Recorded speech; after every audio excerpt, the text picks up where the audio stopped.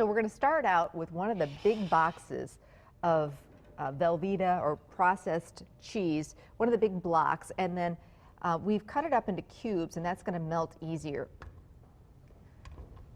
Now, I love making soup, I really do, but sometimes, you know, you want soup in a hurry. You don't want it to be an all-day deal, because some soups really take hours and hours, especially if you're using like stew meats or tougher cuts of meat, and they need to really cook and break down. This one I love because you can get the kids in the kitchen, help make the soup, and it'll be done in, you know, no time. So it's not an all-day deal. So I've got my velveeta in there, and I'm going to start adding the rest of the ingredients. And these are, again, I have different areas of my pantry. We built a house about 5 years ago, and one of the things that really was important to me was an organized pantry with different shelves, so that different ingredients could be found easily. And so I've got things all sectioned out.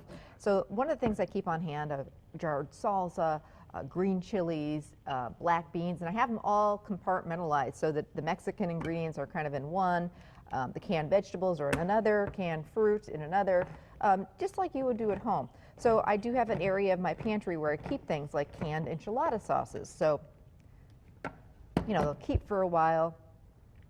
And then, you know, if you want to use leftover chicken to make enchiladas, you've got some cheese in your refrigerator, some flour tortillas or corn tortillas, you're in business. So this recipe calls for 2 cans of enchilada sauce that gets in there with that cubed cheese.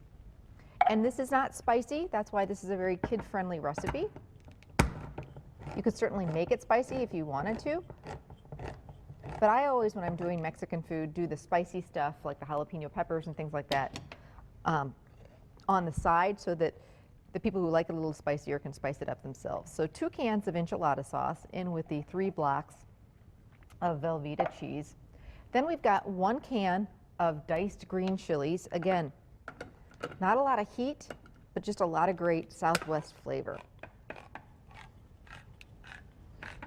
This is a fun recipe because it's one of those recipes that you see out at restaurants. There's a few restaurants that make this, popular chain restaurants, make a soup similar to this, and I'm always trying to, when I go out to eat, and there's a soup on the menu like this, and I'm like, you know, I got to figure out a way to make this at home and make it easy.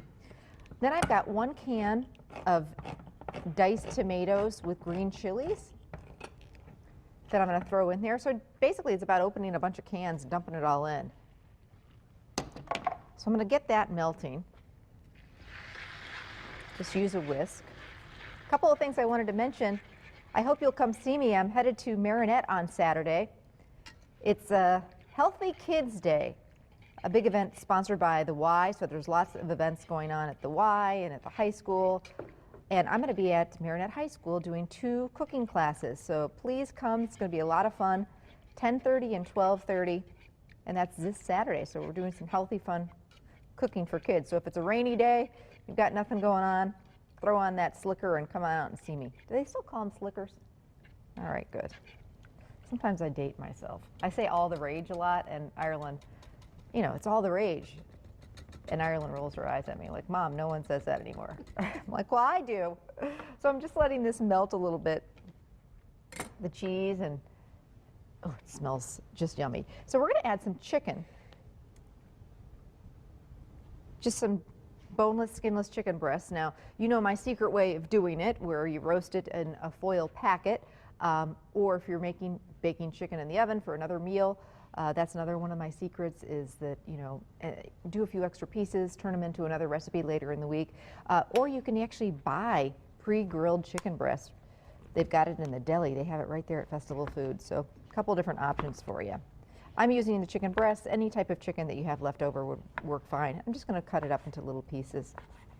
Book Club. Book Club is back. Really excited about it.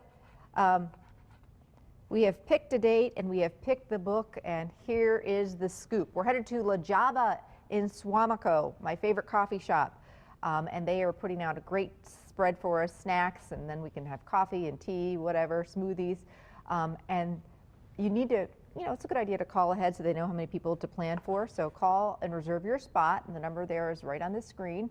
And the book we're reading is called Orphan Doors. It's by a local lady named Bee Seidel, And the book is about a story of her life. She was an orphan and then was taken in by an orphanage, and it's how she overcame a lot of different things in her life. She is actually going to be at the book club meeting, which is super cool. Now we've got some questions about where do you get the book. The book is available on Amazon.com and Kindle. It's also available at Terry Naturally and the St. Norbert College bookstore. So those are just a few places where you can find the book. So go get the book, support a local author, and read along with us, and then come to book club. It's going to be great fun. All right, getting back to the soup. How good does this smell? Cheesy and wonderful. We're going to add our chicken.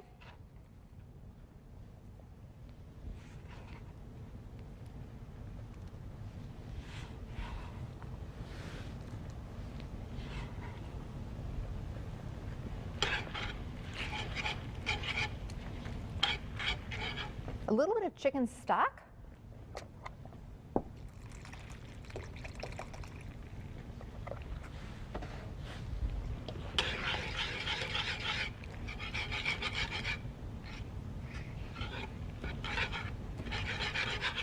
And then we're going to do a little bit of milk or heavy cream. If you want a richer soup, a little dab of heavy cream at the end is always just a really yummy idea. But if you want it, keep it a little lighter, a little bit of milk. This is supposed to be a real thick, cheesy soup.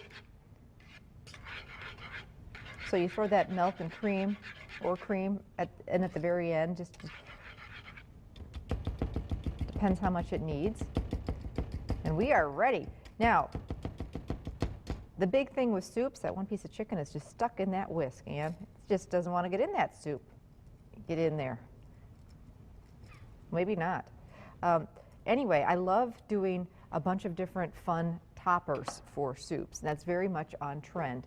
I told you this was a quick soup to make. So when the kids are in the kitchen helping you make soup, they don't want to wait all day. They want to eat it too. So this is a quick fix. We had this done, well, we started it 9 minutes ago and it's done. Soup in 9 minutes doesn't get much quicker than that. So anyway, when I'm serving a soup like this, it's really fun to do some different fixings, set out some different ingredients to top the soup with. You could serve this with tortilla chips if you've got those in the house, or Fritos. Crushed Fritos are terrific. Picked up some scallions, some fresh cilantro, diced tomato would be great, black olives. So you can put out different little bowls and everybody can put what they like on their soup, which is always a fun thing to do. So I'm just going to dice up some scallions to throw in over the top.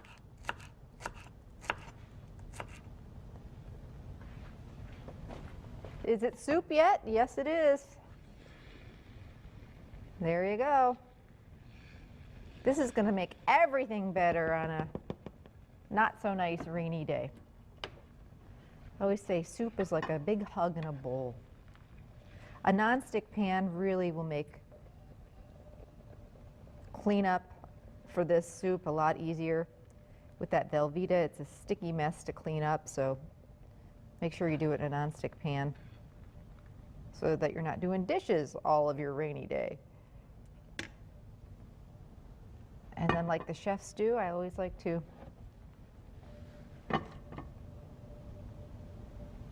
wipe the dish. Maybe a dollop of sour cream. I love sour cream on my enchiladas. Maybe 2. And then we'll do some scallions. And there you go, chicken enchilada soup. Perfect for a rainy day, or really any day. Recipes on the website. You can also pick it up at any area Festival Foods. Coming up, some more great recipes and ideas for a rainy day. We're making a big batch of homemade delicious brownies. We're making gluten-free cookies. And we've got some fun projects for the kids to do too. Some fun different ideas to keep them busy. So stay with us. We'll be back.